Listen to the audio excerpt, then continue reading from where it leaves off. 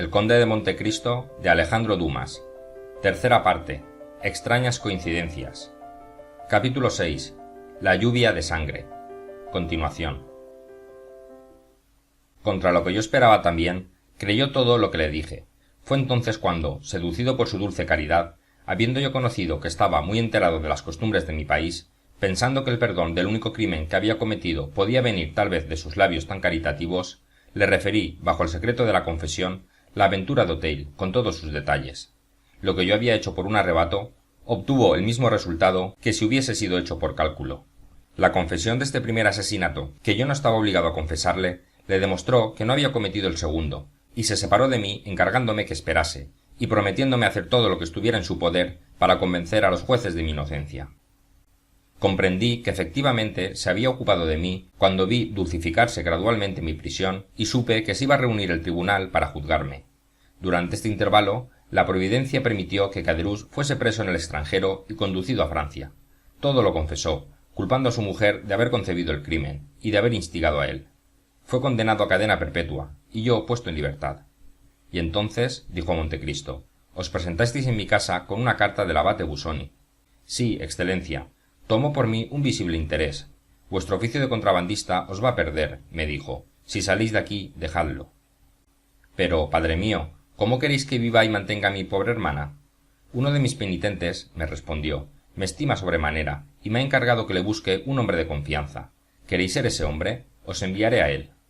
Oh, padre mío, exclamé, cuánta bondad. Pero, ¿me juráis que no tendré nunca que arrepentirme? Entonces extendí la mano dispuesto a jurar. Es inútil, dijo. Conozco y aprecio a los corsos. Tomad mi recomendación. Y escribió algunos renglones que yo entregué, y por los cuales vuestra excelencia tuvo la bondad de tomarme a su servicio. Ahora pregunto con orgullo a vuestra excelencia, ¿ha tenido jamás alguna queja de mí? No, respondió el conde, y lo confieso con placer. Sois un buen servidor, Bertuccio, aunque sois poco amigo de confidencias. ¿Yo, señor conde? Sí, vos. ¿Cómo es que tenéis una hermana y un hijo adoptivo y nunca me habéis hablado del uno ni del otro? Ay, excelencia, es que aún tengo que contaros la parte más triste de mi vida. Marché a Córcega. Tenía muchos deseos de ver y consolar a mi pobre hermana, pero cuando llegué a Rogliano hallé la casa vacía. Había ocurrido una escena horrible, de la cual conservan aún memoria los vecinos. Mi pobre hermana, según mis consejos, resistía a las exigencias de Benedetto, que quería que le diese a cada instante el dinero que había en la casa. Una mañana la amenazó y desapareció todo el día. La pobre Asunta lloró, porque tenía para el miserable un corazón de madre. Llegó la noche, y le esperó sin acostarse. Cuando a las 11 entró el muchacho con dos de sus amigotes, compañeros de todas sus locuras, entonces Asunta le tendió los brazos, pero se apoderaron de ella, y uno de los tres, creo que fue ese infernal Benedetto, dijo: «Señores, atormentémosla para ver si nos dice dónde tiene el dinero». Precisamente el vecino Basilio estaba en Bastia, y su mujer sola en la casa. Ninguno, excepto ella, podía ver ni oír lo que le ocurría a mi hermana. Dos de los muchachos detuvieron a la pobre Asunta, que no pudiendo creer en la posibilidad de tal crimen, se sonreía. El tercero fue a trancar puertas y ventanas. Después volvió, y reunidos los tres, ahogando los gritos que el terror le arrancaba ante estos preparativos más graves, acercaron los pies de Asunta al brasero para ver si de este modo lograban saber dónde tenía oculto nuestro pequeño tesoro. Pero en medio de la lucha prendió el brasero fuego a sus vestidos. Entonces soltaron a la infeliz para no quemarse ellos. Con sus vestidos inflamados corrió a la puerta, pero estaba cerrada. Lanzóse hacia la ventana, y también estaba cerrada. Entonces la vecina oyó gritos espantosos. Era Asunta que pedía socorro. Pronto se ahogó su voz. Los gritos se trocaron en gemidos y al día siguiente, después de una noche de terror y de angustias, cuando la mujer de Basilio se atrevió a salir de su casa y el juez mandó abrir la puerta de la nuestra, encontraron a Asunta medio quemada, pero respirando aún. Los armarios abiertos y el dinero había desaparecido. En cuanto a Benedetto, salió de Rogliano para no volver jamás. Desde este día no le he vuelto a ver, y tampoco he oído hablar de él. Tras haberme enterado de estas noticias, prosiguió Bertuccio, fue cuando me dirigí a vuestra excelencia. No tenía que hablaros de Benedetto, puesto que había desaparecido, ni de mi hermana, puesto que había muerto. ¿Y qué habéis pensado de ese suceso?, preguntó Montecristo. Que era castigo del crimen que había cometido, respondió Bertuccio. Ah, esos Villefort son una raza maldita. Eso mismo creo, murmuró el conde con acento lúgubre.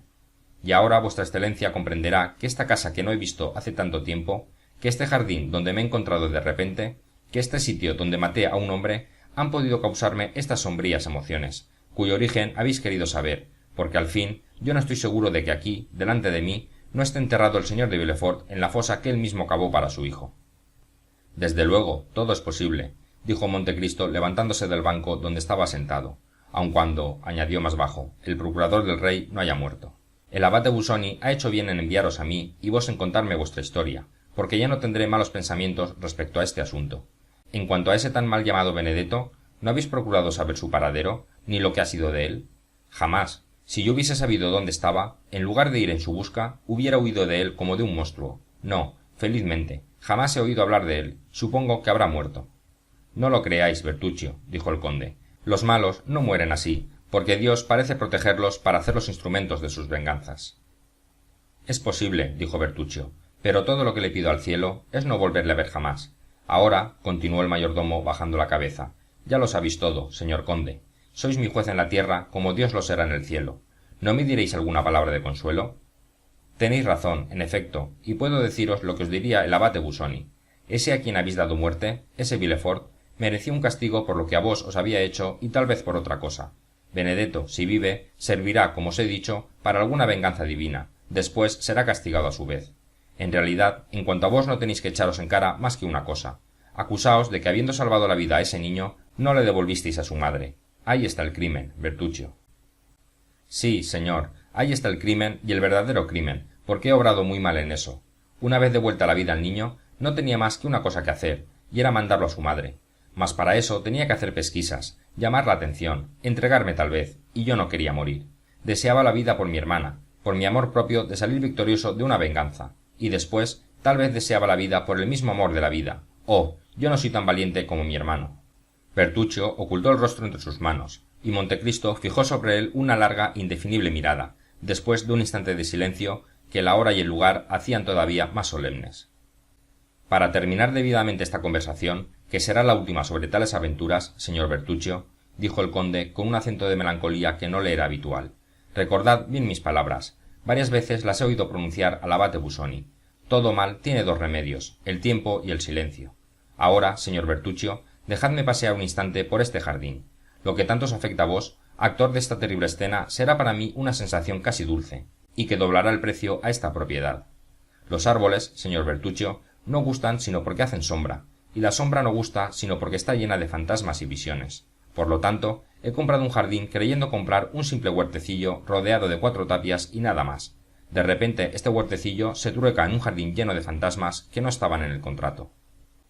Ahora bien, a mí me agradan los fantasmas. Nunca he oído decir que los muertos hayan hecho en 6000 años tanto daño como los vivos en un solo día. Volved a la casa, señor Bertuccio, y dormid tranquilo. Si vuestro confesor en la última hora es menos indulgente que lo fue el abate Busoni, mandadme llamar, si aún existo en el mundo, y os diré palabras que mecerán dulcemente vuestra alma en el momento en que esté pronta a ponerse en camino para emprender ese penoso viaje que llaman de eternidad. Bertuccio se inclinó respetuosamente ante el conde y se alejó dando un suspiro. Montecristo se quedó solo, y dando 4 pasos hacia adelante, murmuró: aquí, junto a ese platanero, la fosa donde fue depositado el niño. Allí abajo, la puertecita por la cual se entraba al jardín. En aquel ángulo, la escalera secreta que conduce a la alcoba.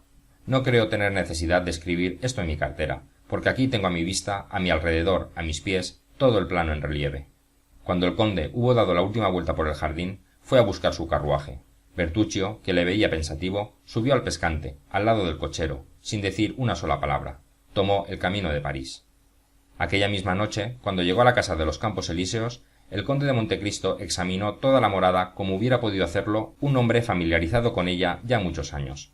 Ni una sola vez abrió una puerta por otra, y no siguió una escalera o un corredor que no le condujese donde quería ir. Alí le acompañaba en esta revista nocturna. El conde dio a Bertuccio muchas órdenes concernientes al adorno o la nueva distribución de las habitaciones, y sacando su reloj dijo al negro: son las 11:30. Haydée no puede tardar en llegar. ¿Habéis mandado avisar a las doncellas francesas? Alí extendió la mano hacia la habitación destinada a la bella griega, y que estaba de tal modo aislada que, ocultando la puerta detrás de una colgadura, se podía visitar la casa sin sospechar que hubiese allí un salón y 2 cuartos habitados. Alí, repetimos, extendió la mano hacia la habitación, señalando el número 3 con los dedos de su mano izquierda, y sobre la palma de esta misma mano, apoyando su cabeza, cerró los puños. Ah, dijo Montecristo, habituado a este lenguaje, son 3 y esperan en la alcoba, ¿no es verdad? Sí, expresó Alí bajando la escalera. La señora estará fatigada esta noche, continuó Montecristo, y sin duda querrá dormir. Que no la hagan hablar. Las camareras francesas no harán más que saludar a su nueva señora y retirarse. Velaréis porque la doncella griega no se comunique con las camareras francesas. Alí se inclinó. Pocos minutos después oyéronse voces como de anuncio a la reja y ésta se abrió. Un carruaje rodó por la calle de árboles y se paró delante de la escalera.